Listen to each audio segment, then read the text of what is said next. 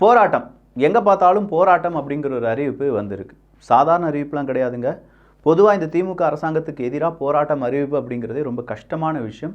சொல்லப்போனால் அப்படி போராட்ட அறிவிப்புலாம் வந்துருச்சுன்னு வச்சுக்கோங்களேன், அதுவும் நினைவேந்தல் அப்படிங்கிறதெல்லாம் வந்துருச்சுன்னா திமுகவில் இருக்கக்கூடிய கட்சி உப கட்சிகள் இருக்காங்களே, தோழமை கட்சிகள் அப்படின்னு சொல்லுவோம்ல, உதாரணத்துக்கு விசிகா, இவங்க எல்லாரும் என்ன செய்வாங்கன்னா யாரெல்லாம் போராட்டம் நடத்துகிறாங்களோ அவங்கள மட்டும் டார்கெட் பண்ணுவாங்க. அந்த போராட்டத்தை தோல்வியடைய வைப்பதற்காக, அது ஒரு நினைவேந்தலாக இருந்தால் கூட, நீதி கிடைக்க வேண்டும் அப்படின்னா இருந்தால் கூட, அவங்க என்ன செய்வாங்கன்னா திமுகவினுடைய ஊதுகுழலாகவே மாறி அவங்களுடைய கருத்தை சொல்லி போராட்டம் வெற்றியடையாமல் பார்த்து கொள்வது அப்படிங்கிறது விசிகா போன்ற கட்சிகளுடைய மிக முக்கியமான வேலை. இதை பல போராட்டங்களில் பார்த்துருக்கோம். ஆனால் இந்த தடவை விசிகா போட்ட அந்த ஸ்கெட்ச் சரியாக பலிக்கலை. அதே மாதிரி அடுத்த ஸ்கெட்சை பாமக போடுறாங்க, இன்னொரு ஸ்கெட்சை நாம் தமிழர் கட்சி போடுது. இந்த 3 பேர் 3 விதமான ஸ்கெட்ச் எந்த மாதிரியான ஒரு பெரிய மாற்றத்தை ஏற்படுத்த போகிறது அப்படிங்கிறது ஒரு கேள்வி. இல்லடா சரியா இதை திமுகவை எதிர்ப்பதற்காக நிறைய பேர் அரசியலுக்காக பயன்படுத்தி கொள்வார்கள் அப்படின்னு நீங்கள் நினச்சிங்கன்னா, ஏங்க அவங்க மட்டும் இதெல்லாம் அரசியலுக்காக பயன்படுத்தவில்லையா என்னவா? இல்லை, நான் சாதாரணமாக கேட்குறேன். திமுக அரசாங்கம் மின்கட்டண உயர்வு அப்படிங்கிறத மாற்றி அமைக்கிறார்கள். உடனே நிறைய பேர் இந்த டிஎம்கே ஐடி விங்கை சார்ந்த நிறைய பேர் என்ன சொல்கிறாங்கன்னா, பாருங்களேன் எல்லாருமே திமுக மின்கட்டணத்தை உயர்த்தி விட்டது அப்படின்னு சொல்கிறாங்க, ஒழுங்கு ஆணையம் தான் இந்த கட்டணத்தை உயர்த்தி இருக்கிறது, அல்லாமல் திமுக அரசாங்கம் கிடையாது அப்படின்னு சொல்லி ஒரு முட்டு. இன்னொரு முட்டு என்ன அப்படிங்கிறதான் கவனிக்கணும். இப்போதைக்கு இந்திய லெவலில் பார்க்க போனால் தமிழ்நாட்டில் தான்ப்பா மின் கட்டணம் ரொம்ப ரொம்ப குறைவு. ஸோ என்னதான் மின் கட்டணம் உயர்வாக இருந்தாலுமே மற்ற மாநிலங்களை விட மின் கட்டணம் குறைவு அப்படின்னு சொல்லி அப்படி ஒரு முட்டு. நாம் என்ன கேட்குறோன்னா, அப்படின்னா அதிமுக ஆட்சியில் இதே மின் கட்டணம் மற்ற மாநிலங்களை விட ரொம்ப ரொம்ப ரொம்ப குறைவாகத்தான் இருந்திருக்கு. நீங்கள் ஏன் போராட்டம் நடத்துனீங்க? மற்ற மாநிலங்களை விட தமிழ்நாட்டில் மின் கட்டணம் குறைவு அப்படின்னு சொல்லியிருக்கலாம்ல. ஷாக் அடிக்கக்கூடிய மின்சாரம், மின் கட்டணம் மக்களுடைய வாழ்வுரிமையை தடுக்கிறது, இப்படிலாம் போராட்டமும் பதாகைகளும் எடுத்தது யார் தெரியுமா? எடிட்டர், அந்த ஃபோட்டோ மட்டும் சும்மா போட்டுவிடுங்களேன். ஸோ அவங்க பீரியடில் 1 ரூபா கூட்டினாலும் பிரச்சனை தான், உங்கள் பீரியடில் 10 ரூபா கூட்டினாலும் பிரச்சனை பண்ணக்கூடாது அப்படிங்கிறது இல்லை இங்கே மேட்டர். அரசியல் செய்யும்போது எல்லாம் தெளிவாக மக்களுக்கான அரசியலாக இருக்க வேண்டும். அதை விட்டுட்டு நான் செய்கிறது தப்பு கிடையாது அப்படின்னு சொல்கிறத விட அவன் செய்கிறதும் தப்பு தான், அதை விட சின்ன தப்பு தானே என்னுடையது அப்படின்னு சொல்கிறதெல்லாம் இந்த பாப்பா விளையாட்டு அப்படின்னு சொல்லுவாங்க. ஸோ பாமக போடக்கூடிய ஒரு ஸ்கெட்ச் என்ன, நாம் தமிழர் கட்சியினுடைய ஸ்கெட்ச் என்ன அப்படிங்கிறதெல்லாம் பார்த்துடலாம். இது தமிழ் போக்ஷம் வழங்கும் ஆழமான அரசியல் சதுரங்கம்.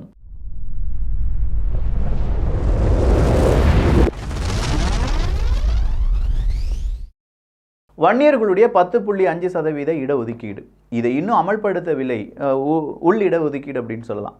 இதை இன்னும் நீங்கள் அமல்படுத்தவில்லை. இதை அமல்படுத்தாமல் இருப்பது யார் அப்படிங்கிற உண்மையெல்லாம் இப்போ மக்களுக்கு புரிய ஆரம்பிச்சிருச்சு. அதுவும் குறிப்பாக இளைய சமுதாயத்திற்கு புரிய ஆரம்பித்து விட்டது. இதை இன்னும் நீங்கள் காலதாமதம் செஞ்சுக்கிட்டே இருந்தீங்கன்னா பெரிய அளவிலான போராட்டத்தை நாங்கள் நடத்துவோம். ஏதோ 6 நாள் சாலை மறியல் போராட்டம் அப்படிங்கிறது மட்டும் இல்லாமல் தமிழ்நாடே ஸ்தம்பிக்கும் வகையில் இந்த போராட்டம் இருக்கும், அதை யாராலையும் தடுக்க முடியாது அப்படிங்கிற ஒரு வார்த்தையை ராமதாஸ் அவர்கள் கூறியிருக்கிறார்கள். ஸோ பாமக இந்த ஒரு பெரிய போராட்டத்தை நடத்தும். நீங்கள் 10.5% உள் இடஒதுக்கீடு கொடுக்கப்படவில்லை என்றால் அப்படின்னு சொல்கிறத ஒரு எச்சரிக்கையாக நீங்கள் பார்க்க வேண்டும். நாங்கள் கொடுக்கக்கூடிய எச்சரிக்கை, அது ஆளும் கட்சியாக இருக்கட்டும், எதிர்கட்சியாக இருக்கட்டும், யாராக வேணாலும் இருக்கட்டும். இதே ராமதாஸ் அவர்கள் 2-3 தினங்களுக்கு முன்னாடி சொன்னாங்க, விக்கிரவாண்டி தேர்தல் தோல்வியில் கூட ஏன் மக்கள் என் பின்னாடி வர மறுக்கிறார்கள் அப்படிங்கிறது இன்னும் விசித்திரமாகவே இருக்கிறது அப்படின்னு சொன்னாங்க.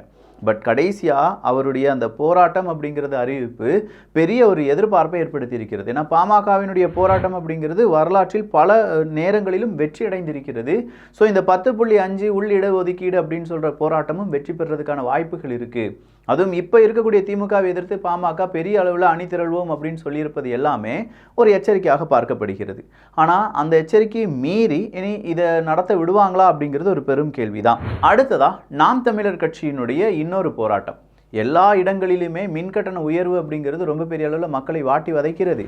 ஸோ நாம் தமிழர் கட்சி என்ன செய்ய போகிறாங்க, ஒவ்வொரு மாவட்டத்திலும் இதே மாதிரியான ஆளும் கட்சிக்கு எதிராக இந்த மின்கட்டண உயர்வுக்கு எதிராக போராட்டம் நடத்தப்படும் அப்படின்னு சொல்கிற ஒரு செய்தியை ஆளும் திராவிடம் மக்களை பாதிக்கும் என தெரிந்தும் திமிர்த்தனமாக கொண்டு வந்துள்ள மின்கட்டண உயர்வை எதிர்த்து இதனால் பாதிக்கும் நம் மக்கள் குரலாக ஒவ்வொரு மாவட்டத்திலும் களத்தில் அதிரவிட இருக்கிறது நாம் தமிழர் கட்சி.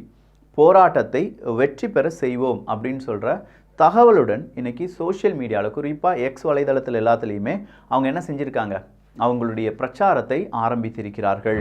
ஸோ மின் கட்டணத்தை எதிர்த்து நாம் தமிழர் கட்சியினுடைய மாவட்டம் தோறும் போராட்டம் அப்படிங்கிறது இங்கே பெரிதாக பார்க்கப்படுகிறது. ஏன்னா நாம் தமிழர் கட்சியை பற்றி இப்போ திருச்சி சூர்யா அவர்களுடைய ஆடியோ லீக், மறுபடியும் அது ஆர்டிஃபிஷியல் இன்டெலிஜென்ஸில் உருவாக்குனது, இல்லை கலைஞர் அவர்களை பற்றி நாம் தமிழர் கட்சியினுடைய சீமான் அவர்கள் கேலி கூத்தாடியதன் ஒரு பிரதிபலம் தான் இப்போ அவங்க அனுபவிக்கிறாங்க. இன்னும் நாங்கள் செய்வோம், இன்னும் நிறைய ஆடியோ எங்ககிட்ட இருக்குது, வீடியோ எங்ககிட்ட இருக்குது, அதெல்லாம் நாங்கள் வெளியில் விடுவோம். சாட்டை துரைமுருகனை பற்றி, இடும்பவனம் கார்த்திகை பற்றி, நாம் தமிழர் கட்சியினுடைய ஒருங்கிணைப்பாளர் சீமான் அவர்களை பற்றி, இன்னும் சில முக்கியமான நபர்களை பற்றி எல்லாமே நாங்கள் ஆடியோ ரிலீஸ் பண்ணுவோம் அப்படின்னு சொல்கிற அந்த ஒரு செய்தியும் வெளியாகி இருக்கிறது. ஸோ ஒரு பக்கம் சமூக வலைதளங்கள் வழியாக ஒரு அழுத்தம் அப்படிங்கிறது நாம் தமிழர் கட்சிக்கு கொடுக்கப்பட்டாலும், இன்னொரு பக்கம் இல்லை நாங்கள் இந்த மின்சார கட்டண உயர்வையெல்லாம் எதிர்த்து நாங்கள் போராடுவோம் அப்படிங்கிற ஒரு அறிவிப்பு அரசியல் வட்டாரத்தில் பெரிய ஒரு மாற்றத்தை கொண்டு வருமா, இல்லை இந்த போராட்டம் எப்படி இருக்க போகிறது அப்படிங்கிறதும். அடுத்ததாக கார்த்தி சிதம்பரம் அவர்கள் பேசின பேச்சு, நேற்றே நம்ம கார்த்தி சிதம்பரம் அவர்களை பாராட்டியிருந்தோம். என்னதான் சொன்னாலும் மனுஷன் கொஞ்ச நேரத்தில் உண்மையை பேசிடுறாருப்பா அப்படின்னு சொல்லி, அதே மாதிரி சில உண்மைகளையும் பேசுகிறார். காங்கிரஸ் கட்சினா எப்போ பார்த்தாலும் ஒரு கட்சிக்கு கீழே இருக்கக்கூடிய கட்சி நினைச்சிடாதீங்க. அடுத்த தேர்தலில் காங்கிரஸ் கட்சியினுடைய உண்மையான பலம் என்ன அப்படிங்கிறது உங்களுக்கு தெரிய வரும். அது மட்டும் இல்லாமல் இப்போ தொடங்கக்கூடிய கட்சிகள், குறிப்பாக விஜய் போன்ற நபர்கள் தொடங்கக்கூடிய கட்சிகள் எல்லாத்துலேயுமே இளைஞர்கள் அதிகமாக சேர்றாங்க. நாம் தமிழர் கட்சியில் இளைஞர்கள் அதிகமாக சேர்றாங்க. ஆனால் அதே நேரத்தில் காங்கிரஸ் கட்சிக்கு அதிகமான இளைஞர்கள் வருகிறார்களா என்பது ஒரு கேள்விக்குறி தான், உங்களுக்கே தெரியும். ஸோ நாம் என்ன செய்யணும், கூட்டணியில் இருக்கிறோம் அப்படிங்கிறதுக்காக எல்லாத்தையுமே கேட்டுட்டு மட்டும் இருக்கக்கூடாது, எதிர்கேள்விகளை கேட்க வேண்டும் அப்படிங்கிற ஒரு வார்த்தையை உதிர்த்திருக்கிறார். ஆல்ரெடி அந்த மனுஷன் நீட்டுக்கு ஆதரவாக இருந்தார் என்பதும், இந்த இப்போ நடந்த என்கவுண்டருக்கு எதிராக அவருடைய கருத்தை தெரிவித்திருந்தார் என்பதும் எல்லாமே கார்த்தி சிதம்பரம் அவர்களை தனியான ஒரு அரசியல்வாதியாக காண்பித்தது.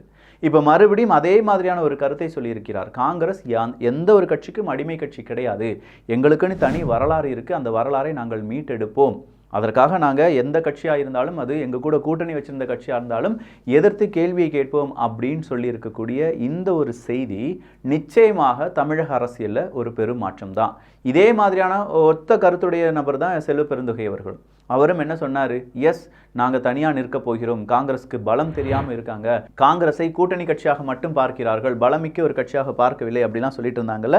அகெயின் இங்கே ஒரு கிளாஷ் அப்படிங்கிறது ஆரம்பிச்சிருக்கு. காங்கிரஸ் வர்சஸ் திமுக, அந்த பக்கமாக இருக்கக்கூடிய பாமக வர்சஸ் திமுக, நாம் தமிழர் கட்சி வர்சஸ் திமுக, பிஜேபி வர்சஸ் திமுக அப்படின்னு சொல்கிறது எல்லாமே ஒரு பிம்பமாக ஒற்றை ஒரு கட்சியை தொடர்ந்து அந்த கட்சிக்கு எதிரான கட்சிகளாக பார்க்கப்படுகிறது.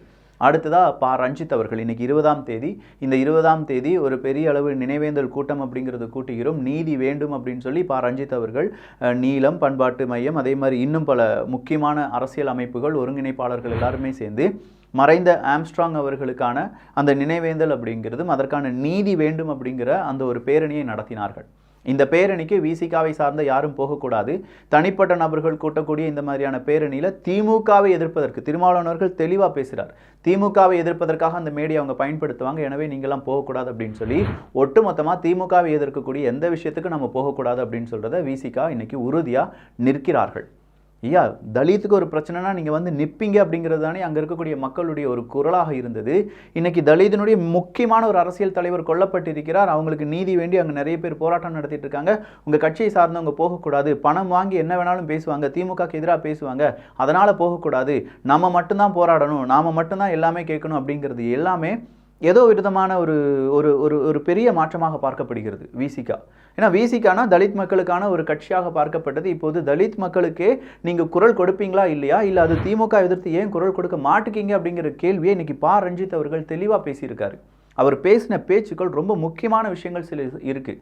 எங்களுடைய மக்கள் அடித்து ஒழிக்கப்படுகிறார்கள், நாங்கள் வேணால் அரசியலற்று இருக்கிறோம், நாளைக்கு நாங்கள் சொல்லக்கூடிய அரசியல் மாறும், நாங்கள் சொன்னாதான் அரசியல் இங்கே நிகழும் அப்படிங்கிற ஒரு நிச்சயமான ஒரு மாற்றம் வரும். அந்த மாற்றத்தின் போது உங்களை நாங்கள் பார்த்துக்கொள்கிறோம். அண்ணன் ஆம்ஸ்ட்ராங் அவர்களை இங்கே ரவுடி அப்படின்னு எழுதினவெல்லாம் யாரு, பக்கா முற்போக்குவாதிகள் அப்படின்னு சொல்றாரு. என்ன பண்ணா பிஜேபி எழுதுறான், அவர் வந்து தப்பாதரு அப்படின்னு சொல்லி உடனே என்னோட வெட்டிங் அறிவிச்சு டிஎம் ஐடி ஃபுல்லா இறங்கி அண்ணன் வந்து தப்பு எழுதுது. சோ உங்களுக்கு எல்லாம் வந்து கொஞ்சம் யோசனையே கிடையாது. அதிகாரத்துக்கு எதிராக தலைவர்கள் ரவுடின்னு சொல்லுவீங்களா? அப்ப நாங்க ரவுடி தான், வேற வழியே கிடையாது. அங்க ஒரு பக்கம் சங்கிகள் எழுதுறாங்க, இன்னொரு பக்கம் ஆம்ஸ்ட்ராங் அவர்கள் ரவுடி தான், அவர் இவர் தான், அவர் இப்படி தான் சொல்லி அவருடைய பெயருக்கு களங்கம் விளைவித்தது யார் அப்படின்னு பார்த்தா டிஎம்கேனுடைய ஐடி விங்கு தான் அப்படின்னு சொல்லி நேரடியாக டிஎம்கே ஐடி விங்கை பற்றி பேசியிருக்கார் பா ரஞ்சித் அவர்கள். பா ரஞ்சித் அவர்கள் மட்டும் கிடையாது, தினேஷ் அவர்களாக இருக்கட்டும், அறிவு அவர்களாக இருக்கட்டும், இன்னும் பல முக்கியமான சினிமா பிரபலங்கள் எல்லாருமே இதில் பங்கெடுத்தார்கள். மன்சூர் அலிகான் அவர்கள் பேசினது, நான் அந்த வீடியோ ஆம்ஸ்ட்ராங் அவர்களுடைய வீடியோலாம் பார்த்த பிறகு தான் இப்படி ஒரு தலைவனை நம்ம இழந்துட்டோமே அப்படிங்கிற வருத்தம் இருந்தது. ஆனால் அவரை போய் இப்படிலாம் ஜோடிச்சு விட்டுட்டாங்களே, எனக்கு வருத்தம் இருக்குது அப்படின்னு சொல்கிறாரு மன்சூர் அலிகான் அவர்கள். அதே மாதிரி பா ரஞ்சித் அவர்கள் பேசினது, என்னால பயன்படுத்தலாம். உங்கள் கட்சிகளில் நாங்கள் கட்சிக்காரர்களாக சேர்ந்து எம்எல்ஏ ஜெயிச்ச அடிமை கிடையாது. உங்களை மாதிரி நாங்கள் அடிமைகள் கிடையாது. ஏதோ நாங்கள் கூட்டணி கட்சி வச்சுட்டோம், எம்எல்ஏ கிடைச்சிட்டாங்க, எம்பி கிடைச்சிட்டாங்க, அதனால் கட்சி சொல்கிறதெல்லாம் நாங்கள் கேட்டு நடக்கணும், திமுகவை எதிர்த்து பேசக்கூடாது அப்படின்னு சொல்கிறதுக்கு நாங்கள் ஒன்றும் அடிமைகள் கிடையாது அப்படின்னு சொல்கிற ஒரு வார்த்தையை உதிர்த்திருக்கிறார். அந்த வார்த்தையோடு பிரியாராஜன் திமுகவில் இருப்பதால் அவர் மேயர் கிடையாது. மேயரம்மா நீங்கள் அதனால் மேயர் ஆகலை, ரிசர்வேஷன் இருந்ததால் தான் பிரியாராஜன் மேயராகவும் கயல்விழி செல்வராஜ் அமைச்சராகவும் வாய்ப்பு கிடைத்தது. மேயர் பிரியாராஜன் மற்றும் அமைச்சர் கயல்விழி செல்வராஜ் இருவரும் ஏன் ஆம்ஸ்ட்ராங் கொலைக்கு குரல் கொடுக்கவில்லை? தலித் அப்படிங்கிற ஒரு கார்டை வச்சு, ஒரு விக்டிம் கார்டை வச்சு, இல்லாட்டி அதில் வச்சிருக்கக்கூடிய ஒரு அந்த இடஒதுக்கீடு ரிசர்வேஷனை வச்சு நீங்கள் உங்களுடைய பதவியை அடைந்து விட்டீர்களே. ஆனால் ஒரு தலைவருக்கு, அதுவும் நம்ம தலித் அரசியல் பேசக்கூடிய ஒரு தலைவருக்கு இவ்வளோ பெரிய ஒரு பிரச்சனை, ஒரு கொலை நடந்திருக்கு, அதை எதிர்த்து நீங்கள் ஏன் பேசலை? ஏன் ஒரு எம்எல்ஏயும் வரல, ஒரு எம்பியும் வரல? அந்தளவுக்கு என்னையா பயந்தாயா இருக்கீங்க, வெறும் பயந்தாங்குழியாக இருக்கீங்களே அப்படிங்கிற ஒரு கேள்வியை கேட்டிருக்கிறார். எதையாவது எதிர்த்து பேசிட்டோன்னா உடனே பி டீம் அப்படின்னு சொல்கிற முத்திரை குத்தப்படுகிறது. பா ரஞ்சித் அவர்கள் சொல்கிறது 100க்கு 100 உண்மை. நாம் ஏதாவது உண்மையாக பேசிட்டோம்னு வச்சுக்கோங்களேன், ஒன்று நமக்கு சங்கி பட்டம் தருவாங்க, இல்லாட்டி பி டீம் அப்படிங்கிற பட்டம் தருவாங்க, அப்படி இல்லைனா நம்முடைய கேரக்டர் அசாசினேஷன் அப்படிங்கிறது நடக்கும், இல்லை நமக்கு ஏதாவது பெண்கள் கூட இல்லாட்டி ஏதாவது நம்ம தப்பாக இருக்கும் அப்படிங்கிற மாதிரி ப்ரொஜெக்ஷன் நடக்கும். இதை தான் இவனு செய்வானுங்களே தவிர வேறு ஒன்றும் மாற்றம் ஒன்றும் செய்து கிழிக்க மாட்டாங்க அப்படிங்கிறத நேற்று கார்த்தி சிதம்பரம் அவர்கள் சொல்லியிருந்தாங்க. கவர்ச்சியும் உணர்ச்சியும் மட்டும்தான் தமிழக அரசியலில் இருக்குது அப்படின்னு சொன்னார். பழையதை பேசக்கூடிய உணர்ச்சி வசமாக மட்டுமே மக்களை வைத்திருக்கக்கூடிய அரசியலையும் சினிமாவை மட்டுமே முன்னிலைப்படுத்தக்கூடிய அரசியலும் தான் தமிழக அரசியலாக நடந்து வருகிறது. இது மாற வேண்டும் அப்படின்னு சொன்னதை இன்னைக்கு மறுபடியும் பா ரஞ்சித் அவர்கள் உறுதியாக சொல்லியிருக்கிறார். ஆம்ஸ்ட்ராங் கொலை வழக்கு விசாரணை வெளிப்படையாக இருக்க வேண்டும் அப்படின்னு சொல்லி ஆக்டர் தினேஷ் அவர்கள் சொல்லியிருப்பதும், அதே மாதிரி பூர்வகுடிகளாகிய நாங்கள் என்ன நினைக்கிறோம் அப்படிங்கிறத இங்கே இருக்கக்கூடிய அரசியல் கட்சிகள் கேட்க மறுக்கிறார்கள். சொல்லப்போனால் எங்கள் முதுகில் குத்துறாங்க, நாங்கள் எல்லாத்தையும் பார்த்துட்டு இருக்கோம், எங்களை நீங்கள் ரவுடின்னு சொன்னீங்கன்னா ஆமாம் நாங்கள் ரவுடி தான் அப்படின்னு சொல்லி பா ரஞ்சித் அவர்கள் அவருடைய உரையை முடித்தார்.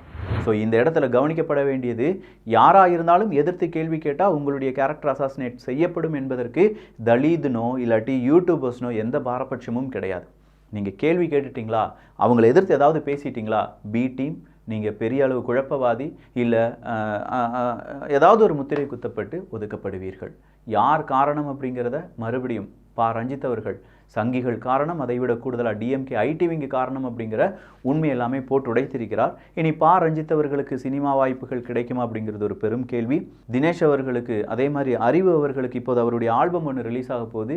இதெல்லாம் இனிமேல் என்ன மாதிரி மாறும் அப்படிங்கிறதும், இவங்களுக்கான எதிர்ப்புகள் எந்த அளவுக்கு கூட போகிறது அப்படிங்கிறதையும் பொறுமையாக நீங்கள் பார்க்க தான் போகிறீங்க. ஈவன் விசிகாவை கூட விமர்சித்திருக்கிறார் பா ரஞ்சித் அப்படின்னு சொல்லும்போது நிச்சயமாக இதற்கான எதிர்ப்புகள் அவருக்கு கூடுதலாகவே இருக்க போகிறது. ஸோ பா ரஞ்சித் அவர்கள் கொஞ்சம் கேர்ஃபுல்லாக இருப்பது நல்லது. இந்த ஒரு காணொளி பற்றிய உங்களுடைய கருத்துக்கள் இங்கே வரவேற்கப்படுகின்றன. எல்லோரும் அரசியல் சதுரங்கத்தில் இணைந்திருங்கள். நல்லதை பகிர்ந்து நல்ல சமுதாயத்தை உருவாக்குவோம். நன்றி, வணக்கம்.